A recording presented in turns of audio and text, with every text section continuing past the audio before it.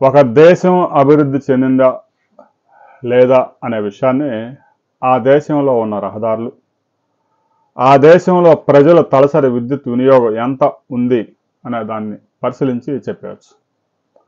భారతదేశంలో ఇటీవల కాలంలో విద్యుత్ వినియోగం గణనీయంగా పెరుగుతుంది.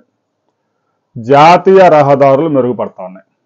రాష్ట్రాల రహదారులు కాదు, జాతీయ రహదారులు మెరుగుపడతా ఉన్నాయి. ఇప్పటికే చాలా జాతీయ రహదారులు 4 లైన్లుగా మార్చారు, మరికొన్ని 4 లైన్లుగా మారుస్తూ ఉన్నారు. కొన్ని ప్రాంతాల్లో 6 లైన్స్ కూడా చేశారు.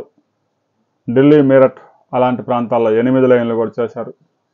అయితే ఆంధ్రప్రదేశ్కి ఒక గుడ్ న్యూస్. దేశంలో అతిపెద్ద జాతీయ రహదారులలో ఒకటిగా ఉన్నటువంటి కోల్కతా చెన్నై ఈ 16 జాతీయ రహదారి ప్రత్యామ్నాయంగా సరుకు రవాణాకి దీనికి ప్రత్యామ్నాయంగా ప్యారలల్గా మరో జాతీయ రహదారిని నిర్మించాలని కేంద్ర ప్రభుత్వం అంచనాలు తయారు చేస్తూ ఉంది. ఇప్పటికే ఉన్న జాతీయ రహదారి కోల్కతా చెన్నై జాతీయ రహదారి కొన్ని ప్రాంతాల్లో అక్కడక్కడ 6 లైన్స్, చాలా ప్రాంతాల్లో 4 లైన్లు మాత్రమే ఉంది. నిత్యం ట్రాఫిక్ జామ్ అవుతూ ఉంది, రవాణా ఇబ్బంది అవుతూ ఉంది. అందువల్ల ప్రత్యామ్నాయంగా ప్యారలల్గా మరో జాతీయ రహదారిని నిర్మించే ప్రయత్నాలు చురుగ్గా సాగుతున్నాయి. ఇది ఆంధ్రప్రదేశ్లో దాదాపుగా 700 కిలోమీటర్ల పైగా ప్రయాణించే అవకాశం ఉంది. ఇప్పుడున్న జాతీయ రహదారిని 6 వరుసలుగా విస్తరిస్తూ ఉన్నారు. మరో కొత్త జాతీయ రహదారి రాబోతోంది.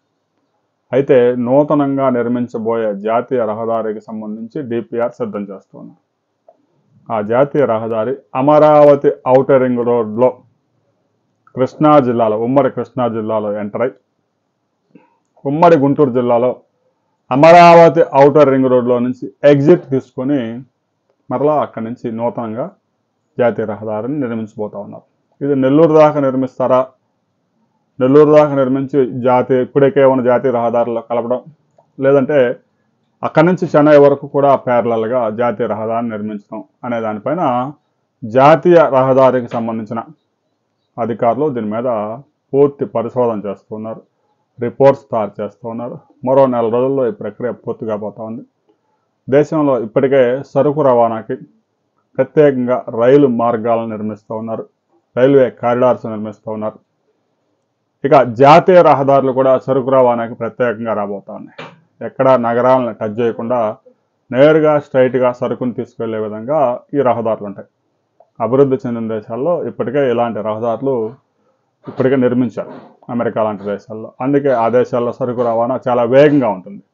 భారతదేశంలో కోల్కతా నుంచి చెన్నైకి వెళ్ళాలంటే దాదాపు 48 అవర్స్ పైగా పడుతుంది. ప్రతి నగరంలో నుంచి వెళ్ళాల్సి ఉంటుంది. ఇప్పటికి ఈ మధ్యకాలంలో కొంచెం బైపాస్ లాగా వచ్చాయి కాబట్టి కొంత ఇబ్బంది తొలగింది. అయితే ప్రస్తుతం ఉన్న జాతీయ రహదారి ఇప్పటికే కిక్కిరిసిపోతా ఉంది. నూతనంగా ప్యారలల్గా మరో జాతీయ రహదారి రాబోతోంది. దాదాపుగా 60,000 కోట్ల రూపాయల అంచనా వ్యయంతో చెన్నై కోల్కతా ప్యారలల్గా నూతనంగా గ్రీన్ఫీల్డ్ హైవే రాబోతా ఉంది. దానికి సంబంధించి మరిన్ని వివరాలు ఈ నెల చివరి నాటికి రిలీజ్ అయ్యే అవకాశం ఉంది. ఆ తర్వాత మరో వీడియోలో మనం చర్చించుకుందాం.